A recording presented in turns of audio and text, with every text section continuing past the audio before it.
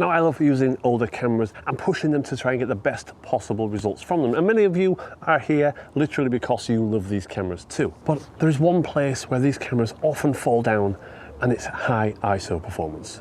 Now, for those of us who like these cameras, noise isn't a big deal. We accept these drawbacks because these cameras are enjoyable to use, and they often produce, they have these quirks, and they often produce a cool look like what you get from the CCD sensors. But high ISO for many people is like the boogeyman of photography, and I think a lot of this comes from the older cameras being particularly bad, even the full frame sensor models. Of course, cameras have improved massively in recent years with advancements in sensor technology and processing and things like that.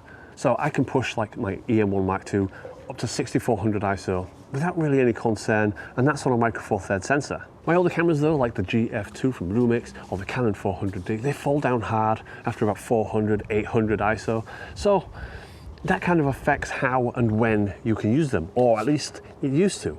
There's been a huge uptick recently in the use of the term AI, and it basically now is used as a blanket term for anything running an algorithm to perform a task. So when I see things like, AI denoise or something like that, I'm skeptical. Now, when I talk about AI tools, I'm not referring to AI art, something like Midjourney with the freak hands and stuff all over the place. I'm talking about things like denoise and AI tools that you find in software like Luminar and like in Lightroom, and even in proprietary software like the OM Workspace. Now, when the Lightroom update landed, I had to test it. No self-respecting nerd would ignore such a thing, and I was pleasantly surprised. Noise reduction in the past was something I mostly avoided because of the effect it had on the images. Oftentimes, even at really low settings, it would have this like weird sort of smudging, almost like painterly, but not in a good way.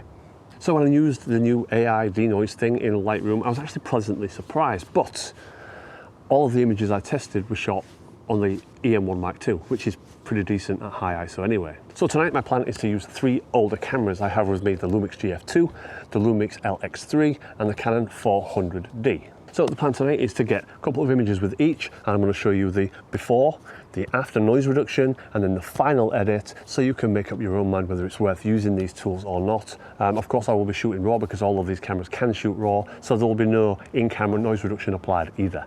Before we get into the images, I just wanted to add, this isn't going to make your images look like they were shot on a camera that is actually good in low light, but it will hopefully clean them up enough that you will be less reluctant to use these older cameras at higher ISOs. Now, even with cameras that perform well in the dark, you generally use a fast lens unless you're doing something like light trails where the fast lens isn't really necessary.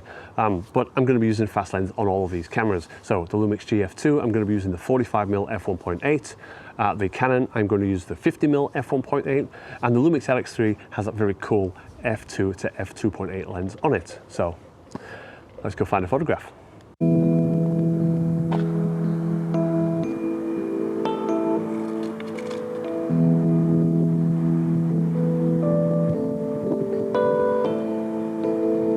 Right, so I've spotted a shot already. It's not great, it's not going to be winning any awards, but it's going to be, it's going to illustrate the point. I've already taken the shot at 400 ISO, I'm going to take it again at 800 ISO, and then this camera caps out at 1600 ISO, so I'll take it at 1600 ISO as well, and I'll show you the shots.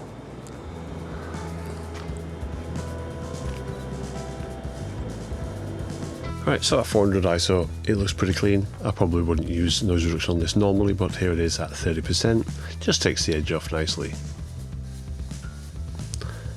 800 ISO, much the same story. I would be happy to use this for socials, but the noise reduction does take that edge off that noise and produces quite a nice look.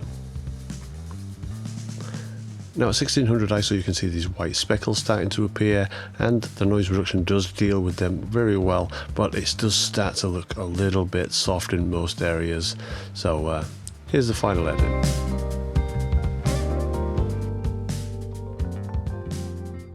Alright then, next up is the GF2, and this one actually goes up to 6400 ISO, so that cool purple sign behind me, that's what I'm photographing. Same as before, I'm going to do 400, 800, 16, 32 and 6400, and again we'll see what the noise reduction can do on these files. I've already looked at the files at 6400 and they look pretty crap, I'm not going to lie. So I'm not expecting a lot from these, but let's find out.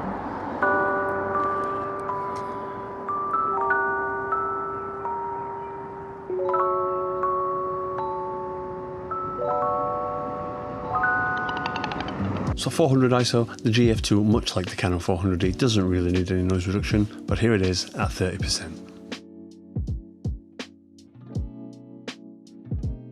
Similarly, at 800 ISO, the Canon 400D is just a little bit better than the GF2, but the noise reduction does a decent job. Again, at 1600, I think the 400D is a little bit better, but it's not too bad. The noise reduction does okay. I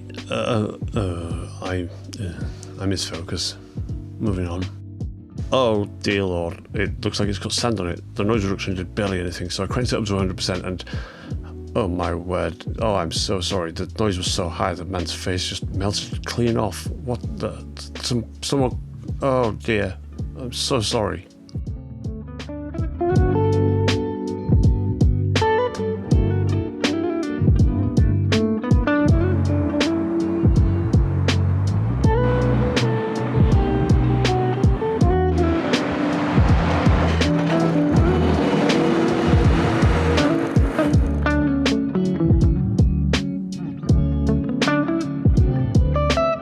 Right, so our last camera is the Lumix LX3, and then this has the smallest sensor of all three cameras. Of course, the Canon is APS-C, the GF2 is Micro Four Thirds, and this is small.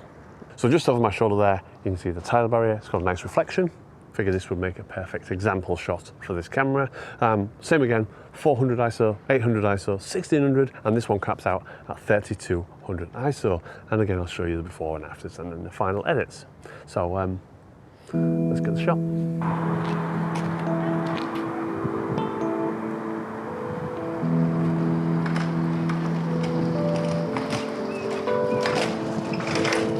Now, having the smallest sensor of the bunch, I wasn't sure what to expect here, but 400 ISO, it's a little worse than the other two, but it doesn't look too bad after noise reduction at 30%. 800 is starting to look a bit shaky, but again, with noise reduction, it doesn't look that dissimilar to 400 ISO. I would be happy to use this for socials. At 1600, things start to get quite nasty. Even with noise reduction at 30%, it doesn't really improve the picture that much.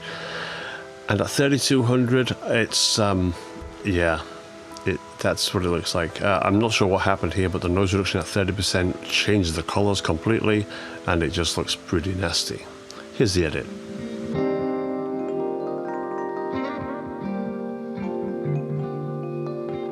In conclusion, is AI noise reduction worth using? I think so.